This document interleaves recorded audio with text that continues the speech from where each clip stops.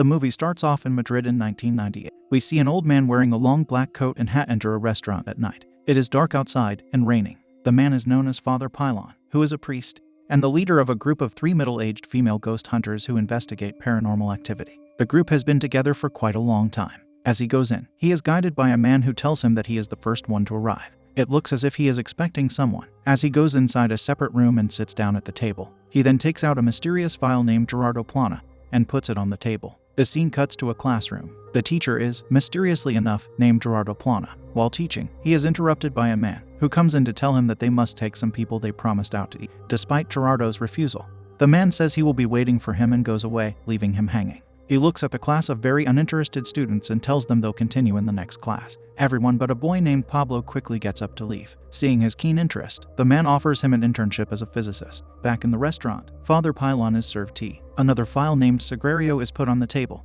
and the scene cuts to a woman with blonde hair getting ready to go out. As she picks up her coat to leave, the woman hears a noise in the room and finds a photo frame of her deceased husband on the ground. She picks it up and lovingly puts it on the table. Sagrario is one of the 3 women. She joined the group only to trace her deceased husband Carlos's spirit and reunite with him. They had a code that only the 2 of them knew to weed out any fraud, but she has never been able to contact him so far. Desperate for her love, she looks everywhere for clues, and now that she sees his picture frame on the ground, a glimmer of hope arises in her heart. She finally arrives at the restaurant and finds Father Pylon having a conversation with the new intern, Pablo. Father Pylon introduces him, and he offers his greetings. Turns out, Pablo is not so much of a paranormal activity fan. He believes only in science. He tells Sagrario that he has read almost all of her books and regularly listens to her podcast. The woman comments that he shouldn't waste his 20s and should go to a party instead of listening to her podcast.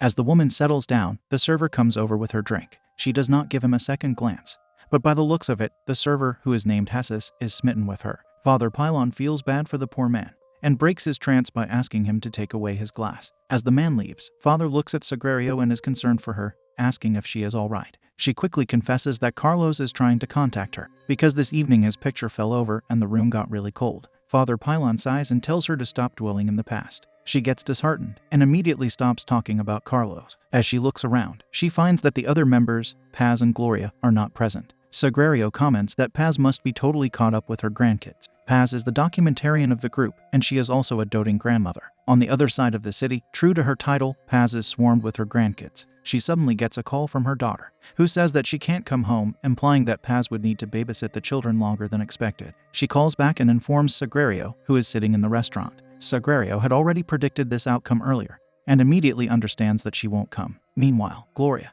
the other member of the group and their psychic, is sitting in another restaurant with a man. She is enjoying a date and is considering quitting the psychic work and focusing full-time on her pharmacy. She accidentally talks about the deceased wife of her date, and he is spooked since he didn't mention it. Suddenly, he remembers seeing her on the TV as a psychic and quickly flees the date, leaving the poor woman alone. Back in the restaurant, Father Pylon introduces a new case about an antique store with strong traces of paranormal activity. They have to postpone as Jesus comes in, telling them that Gloria called and said that she isn't feeling well. All 3 people decide to leave for now and resume when the group is whole again. But Father Pylon has other plans. He decides to investigate alone. As everyone leaves, he visits the haunted place and meets the caretaker, who greets him. They talk for a while, and she tells him about how her husband lost his life there. She also informs him of the place, and how people are terrified once they step foot inside. The caretaker is currently living together with her little daughter, who looks very distant and traumatized to Father Pylon for some reason. The woman ultimately decides to give him the keys to the antique store because firstly, well, he is a priest, and secondly, according to her, he is famous. Once inside, Father notices that the place is extremely huge and eerie looking. He enters a room containing several figurines and a crucifix that breaks down with a clank. Slowly he observes everything. The place starts to turn cold, and things start to move on their own. Father exits the room and enters another one, which contains a huge cupboard with its doors open. He closes the doors, and the poor old man is attacked by a menacing supernatural entity and left on the brink of passing out. The next day, all 3 female members of the famous ghost hunting group, along with Gerardo, visit Father Pylon in the hospital, where they watch a previous interview they gave on the TV. Gloria is the last one to come and asks about the father. Sagrario argues with her for a bit, but then a doctor arrives, shouting at them to go out since only one person can stay with the patient. Gloria gives the rude doctor a scare by saying that the woman who he misdiagnosed is after him. The poor man almost has a heart attack. Then all of them except Sagrario leave. Filled with a sense of gratitude and nostalgia, she finds solace in the presence of Father Pylon. She takes a seat beside his bed, gently clasping his hand in hers, and memories flood her mind. She recalls the fateful day when her world shattered, the day her beloved husband passed away. In the depths of her despair, Father Pylon emerged as a beacon of support and solace, extending a helping hand and offering her a glimmer of hope when she felt all was lost. His presence and guidance provided the strength she needed to navigate the darkest of times, offering a sense of comfort and reassurance that she was not alone. As she sits by Father Pylon's side, holding his hand, her mind recalls those moments and the journey they have shared. The memories intertwine with her current concern for his well-being, creating a bittersweet blend of gratitude, sorrow, and deep appreciation for the profound impact he has had on her life. In this tender moment of reflection, Sagrario finds solace, drawing strength from the memories of Father Pylon's compassionate presence during her darkest hour. That evening, Paz, Sagrario, and Gloria, along with Pablo, decide to investigate the antique store owned by Enrique and Marisa. On the way there, they tell Pablo that he has to rule out any normal phenomena as per their group protocol, and then Gloria will contact the spirits there. Sagrario tells them everything about the house's past. She then tells Pablo that if he is lucky, his mind will open up today and he will start to believe in the supernatural stuff. It is raining cats and dogs as they arrive at their destination. They greet Enrique and Marisa, who have been waiting for them to arrive. Marisa is thrilled to meet them, as she has been following their every work enthusiastically. On the other hand, her husband is terrified to the core. The group enters and Paz sees Susanita, the caretaker's daughter, standing in a corner. She immediately goes to her and sweetly asks her name. Suddenly, her mother comes out, telling her to go inside. The woman strangely looks suspicious, almost as if she is unaware of her surroundings, while the poor child looks traumatized and does not speak a single word, nor does she smile. They go back to their quarters, and the group finally enters the haunted antique shop. The group is then introduced to different spooky happenings in the house. Pablo tries his best to give possible reasons for every eerie situation Marisa describes. Gloria picks up her pendulum, and everyone holds their breath in anticipation. She closes her eyes and senses around for spirits, but to no avail. Moments later, the woman is ready to go, saying that there is no spirit there. Sagrario is shocked at her behavior and runs after her. They argue, and Gloria comes back after seeing a strange doll which apparently appeared out of nowhere, according to Marisa. Gloria finally decides to use her crystal ball to sense the spirit. Suddenly they hear noises and follow them to the next room, the same room where Father Pylon was attacked. There, they find the furniture misplaced and a leaked gutter stain on the wall. Poor Enrique almost faints after seeing these changes, and when the overhead chandelier starts to spin, he reaches his breaking point. Shaking with fear, stress, and anxiety, the poor man's hair starts to fall out. Pablo uses his instruments and notices the magnetic field of the room is far from normal. The poor boy also gets the shock of a lifetime. Yet he still persists in believing that it must be something else, and there must be a normal reason for it other than the existence of supernatural stuff. Meanwhile, Paz is recording. She moves the camera towards the mirror and suddenly sees Gloria's face half turn into a demon. The woman gets startled, and her camera falls from her hand. The group gathers around a table to inspect the camera when they are suddenly attacked. A startled Marisa shrieks. On the other side, the already terrified Enrique throws a tantrum, and a fed-up Gloria asks Marisa to take her husband outside. The others, surrounding the table, watch the recording. Pablo deduces from the recording that the energies were aiming at the camera, while Sagrario smiles in surprise at Pablo, who slowly seems to change his perspective after experiencing the strange phenomena. On the other side, Gloria is searching for her crystal ball, which has gone missing. Suddenly, the lights start to flicker. Intrigued by the mysterious energy lingering within the store, Gloria decides to reach out to it using a Ouija board, since her ball couldn't be found. Introducing itself as Quimmy, the spirit acts a bit hostile, creating an air of tension. Suddenly, Enrique, who has returned to the room with his wife, gets possessed by another spirit, who torments him. Just before departing his body, the spirit delivers a cryptic message to Gloria that she would be judged. How, when, and by whom is not revealed. Paz and Sagrario find themselves taken aback after they saw Gloria allowing Pablo to assume control of the Ouija board earlier. It turns out that, just like Gloria, Pablo is also a psychic. She recognizes the dangers that lie ahead, and advises him to distance himself from the group, urging him to forget the knowledge he has acquired. Deep down, she knows that his unique gift may become a source of suffering if he ventures further along that path. Their session comes to an end, and poor Enrique is escorted to the hospital with his wife beside him. The group leave the building, but not before Paz installs cameras throughout. The spirit's previous act of destroying her camera during their investigation only fuels her resolve to capture tangible proof of their supernatural encounters. As the evening unfolds, the trio find themselves in a bar. Amidst their shared moments, Paz broaches a past event at the Vergara Palace, an encounter that nearly cost Gloria her life at the hands of a vengeful priest spirit. The memory resurfaces, invoking a mixture of unease and hesitation. Sagrario daringly suggests that Gloria deliberately refrains from contacting the spirit of her deceased husband, because Gloria fears Sagrario's departure from the group since it was her sole purpose for joining. To intensify matters, Sagrario also mentions Gloria's contemplation of leaving their group. The mere mention of Gloria's potential departure aggravates the already strained situation, exacerbating the growing rift between the once steadfast companion. After their fight, Gloria storms off angrily, and the two remaining companions decide to proceed without her help. They go back to grab their stuff. Paz goes to the haunted shop, while Sagrario goes to the caretaker's quarters and asks her to allow her daughter to give her testimony. The strangely creepy woman only agrees after she is bribed with the thought of having her daughter's testimony on the TV. As she is led to Susanita's room, she sees the window overlooking the room where they faced the spirit earlier and sees Paz closing camera lights and collecting their stuff. Sagrario finally meets the little girl, who is covered from head to toe. She tries to initiate conversation, but the little girl merely looks at her without responding. She tries again and asks about her toys. This sparks the little girl's attention, and she responds. Sagrario takes out the doll head that appeared in the shop and asks if it is her doll. The child denies it, but when she looks back, Sagrario finds the body of the doll lying on the floor beside the bed. She understands that there must be something that the child is either hiding or is unable to tell her. As she tries to engage Susanita in conversation, she tells her about her boyfriend, whose name is Quimmy, who is actually an actor who performs in a nearby theater. She says that he helps her when they hurt her. As the truth dawns upon Sagrario, she discovers with a heavy heart that the caretaker has been subjecting her own daughter to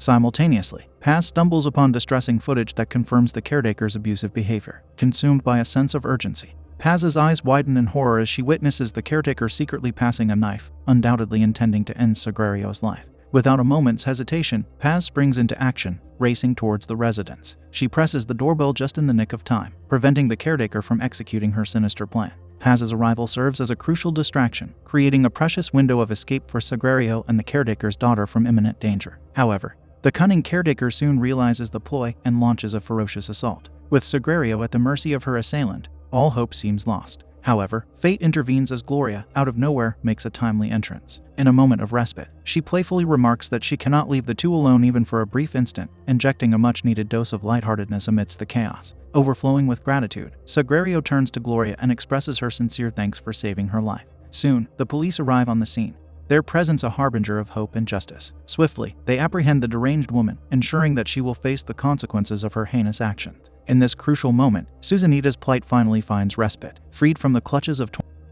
her path toward healing and recovery can begin. The arrival of the police marks the turning point, an end to her suffering and a chance for a brighter future. The police finally go away and the mess gets cleaned up. As the trio prepare to leave, Gloria, who looks rather tense and on edge, casually mentions that she has forgotten her crystal ball at the store and motions for them to go ahead. However, back in the vehicle, Sagrario discovers the crystal ball inside Gloria's bag. Suddenly, the two hear a shriek from the store and immediately run towards Gloria. Back inside the shop, they find the place in ruins. They follow the path to come into the same haunted room where they were attacked. They find the chandelier broken down to bits and the entire place flooded in water. The two women slowly point the flashlight at the cupboard before them and find all the water flowing towards it. They immediately understand that there must be a hole or something behind it and try to push it to the side. After a bit of a struggle, they manage to move it aside and shockingly find a doorway behind it that leads them downstairs. They enter the opening and find Gloria's jacket. Shouting, they call out to Gloria, who does not answer back. Assuming the worst, the poor duo continue forward. To their shock, Sagrario and Paz's eyes widen in disbelief as they come face to face with a hooded figure sitting before them.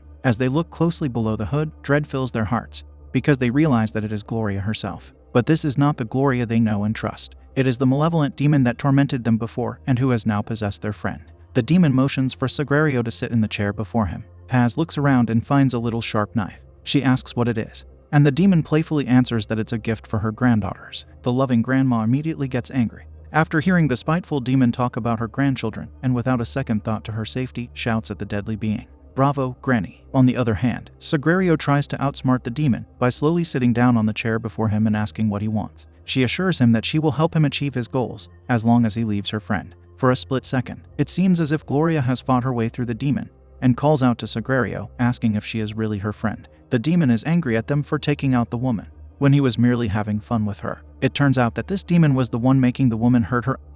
No wonder she looked all creepy and possessed. The demon reveals that what he wants is already there in the room. He wants them. He wants all three of them. Suddenly the space rumbles, and a flood of water breaks in, bringing along with it a flood of skulls and human bones that send chills down the poor woman's spine. Paz and Sagrario, desperately, try their best to call out to Gloria, telling her to fight the demon and come out, when the demon, in a terrifying voice, tells them that he has all the time in the world. As tensions escalate and the malevolent spirit's intentions become clearer, a chilling revelation surfaces. Its sinister desire to eliminate three witches evokes a sense of impending danger. Faced with this imminent threat, Paz implores Gloria to reach out to the spirit of Father Pylon, seeking his guidance and intervention. Father Pylon's ethereal presence offers reassurance, urging Gloria to embrace her own inner power and banish the evil spirit to him. However, consumed by fear and uncertainty, Gloria finds herself paralyzed, unable to muster the courage necessary to take action. On the other hand, exploiting the vulnerability of Sagrario's trust, the spirit cunningly assumes the guise of Carlos and masterfully manipulates her by stating their shared code. In a twisted turn of events, the spirit launches a vicious assault on Gloria, relentlessly attacking her with the intent to end. On one hand, Gloria is struggling to find strength within her, while on the other hand, Sagrario is getting drowned in hopes of being reunited with her lost lover. In the midst of this crisis, Paz remains strong and tries every possible way to bring back both her friends from doom. In the depths of her struggle, Gloria finds strength she never knew she possessed. Empowered by sheer determination and an unyielding will, she summons the courage to confront the malevolent spirit. Trembling yet strong-willed, she manages to bring the spirit to Father Pylon, whose divine presence offers salvation. In a climactic moment, Father Pylon takes hold of the evil spirit, freeing Gloria from its clutches. The oppressive darkness lifts, replaced by a glimmer of hope and the dawning of a new chapter in their battle against the forces of evil. As Gloria finally breaks free from the clutches of the relentless demon, a new peril emerges, casting a shadow over their desperate struggle. The place is slowly getting drowned in water, and unfortunately, Gloria becomes trapped beneath a large plank of wood, intensifying the urgency of the rescue mission. Sagrario and Paz immediately spring into action, working together to save their friend. They collaborate with determination to free an unconscious Gloria from the weight that threatens to submerge her completely. Sagrario uses her favorite belt,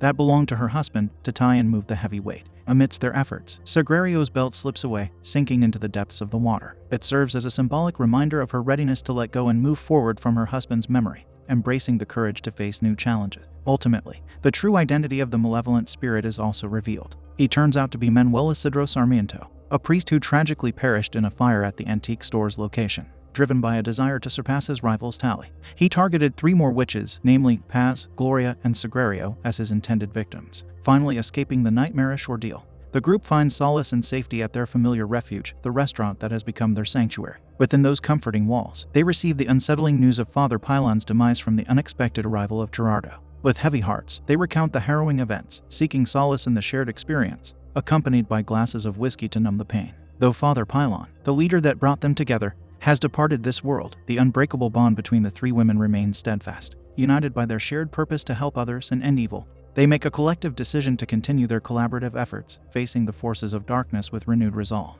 In a surprising twist, Sagrario, who previously rebuffed Hessis's advances, starts to show a newfound interest in him. This unexpected development sparks curiosity and appraisal among the group, hinting at the potential for a blossoming connection in the future. Sometimes later, we see Hessis who, while cleaning the kitchen, hears glasses falling down and breaking. As he looks back, he is shocked to find the glasses on the shelf fall down one by one on their own. An eerie silence settles in the wake of the chaos, leaving only a solitary glass standing on the shelf. Hessis keeps his gaze upon it, his expression transforming into a slow, unsettling smile. This enigmatic smile serves as a haunting conclusion, a subtle yet potent indication of the presence of a spirit that has invaded his world. The movie concludes, leaving viewers with a spine-tingling sense of anticipation, as the fate of Hessis and the unfolding supernatural forces that have ensnared him are left to the imagination.